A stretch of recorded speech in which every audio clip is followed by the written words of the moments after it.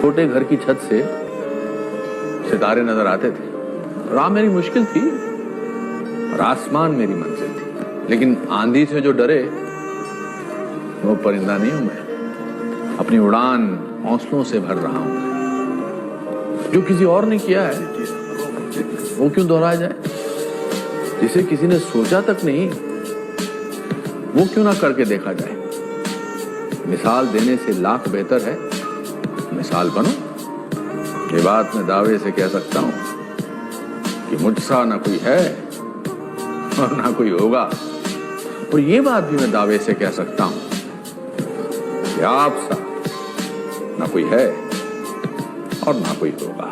एक चीज मैंने सीखी है लाइफ में कि दुनिया का सबसे बड़ा लोहार है टाटा और दुनिया का सबसे बड़ा मोची है बाटा। काम तो लोहे और जूतों को ही कर रहे हैं, पर आज इनकी ब्रांड्स इंटरनेशनल। काम कोई छोटा नहीं होता है, तरीका बड़ा होता है, समझो आप। तो मैंने कहा ऐसा ही करेंगे, चाय बेचेंगे। मेरे को चाय के अलावा कुछ दिख ही नहीं रहा था उस टाइम पे। जो चाय जिसने मुझे जिंदा रखा उसको मैंने अपना धंधा बना लिया। ऐसा कहते हैं कि जिससे मोहब्बत करते उससे शादी कर लो, और अगर ऐसा ना हो तो जिससे शादी हो गई है उसी से मोहब्बत चालू कर दो। कि अगर हम खुद को हमेशा मोटिवेटेड रखना चाहते हैं तो उसका सिर्फ एक तरीका है कि जो कंट्रोल है वो पूरी तरह से हमारे अपने हाथ में होना चाहिए। तो अब समझने की कोशिश करते हैं कि ऐसा क्या होता है कि जो कंट्रोल है वो हमारे हाथ से चला जाता है, और ऐसा क्या होता है जब कंट्रोल हमारे हाथ में आ जाता है। जब भी हम एक्सटर्नल फैक्टर्स की बात करते हैं कि मैं ये नहीं कर पा रहा इस वजह से, उस वजह से, उस वजह से, जो कि मेरे कंट्रोल से बाहर है, तो हमारे हाथ से कंट्रोल चला जाता है। लेकिन जब हम बात करते हैं कि हम एग्जैक्टली क्या कर सकते हैं, जब हम अपनी कैपेबिलिटीज के बारे में बात करते हैं, तब कंट्रोल पूरी तरह से हमारे हाथ में आ जाता है। जब हमारा फोकस उन रीजंस पे नहीं होता है जिनकी वजह से हम वो नहीं कर सकते हैं जो हम करना चाहते हैं, बल्कि उस जगह पर होता है कि जिस वजह से हम वो कर सकते हैं जो हम करना चाहते हैं, तब हम अंदर से मोटिवेटेड होते हैं। फॉर एग्जाम्पल, आप जिस भी फील्ड में हो उस फील्ड में कुछ लोग हैं जो टॉप पे बैठे हैं।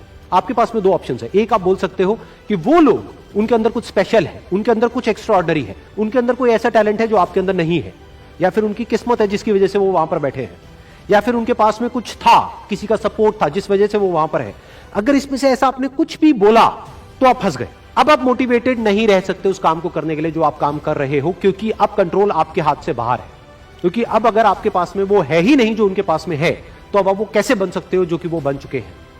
लेकिन अगर आप ये बोलते हो कि जिस भी फील्ड में आप हो उस फील्ड में जो भी टॉप पे बैठे हैं वो वहां पर है अपने हार्डवर्क की वजह से, अपने स्मार्ट वर्क की वजह से, या जो कुछ भी उन्होंने किया, जो कुछ भी उन्होंने सीखा उसकी वजह से, तो अगर वो कर सकते हैं तो मैं भी कर सकता हूं। उन्होंने भी मेरी ही तरह एक ना एक दिन कहीं ना कहीं से शुरुआत करी थी, जहां से कि आज मैं शुरुआत कर रहा हूं। तो मुझ में और उनमें अगर कोई फर्क है तो वो सिर्फ एक है, वो है टाइम का।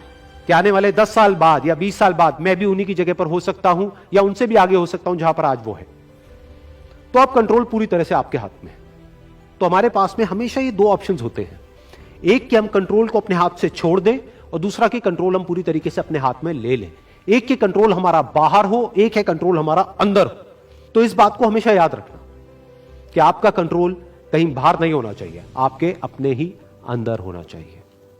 मैं अगर सीरियस बात करूं तो लोग कहेंगे ये क्या कर रहे हैं, तो मेरे ऊपर प्रेशर रहता है सर, बिल्कुल रहता है। अब मेरे साथ, जैसे मैंने बच्चन साहब के साथ शूट किया, आपके साथ बैठा हूं, पहले मैं घबरा जाता हूं कि यार ये इतने धुरंधर लोग, इतने सीनियर आर्टिस्ट, मैं क्या इनके सामने बात करूंगा। मैंने बच्चन साहब के साथ भी काम किया, मैं घबराया हुआ था सर। प्रोमो शूट करने गया पहले दिन, तो बच्चन साहब 10:30 आने वाले थे, तो 10:32 पे आए।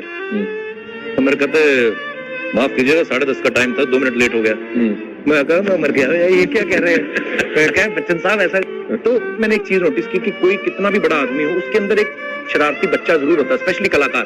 तो वो डर मेरा थोड़ा सा निकला सर पहले से, तो मैं घबरा जाता।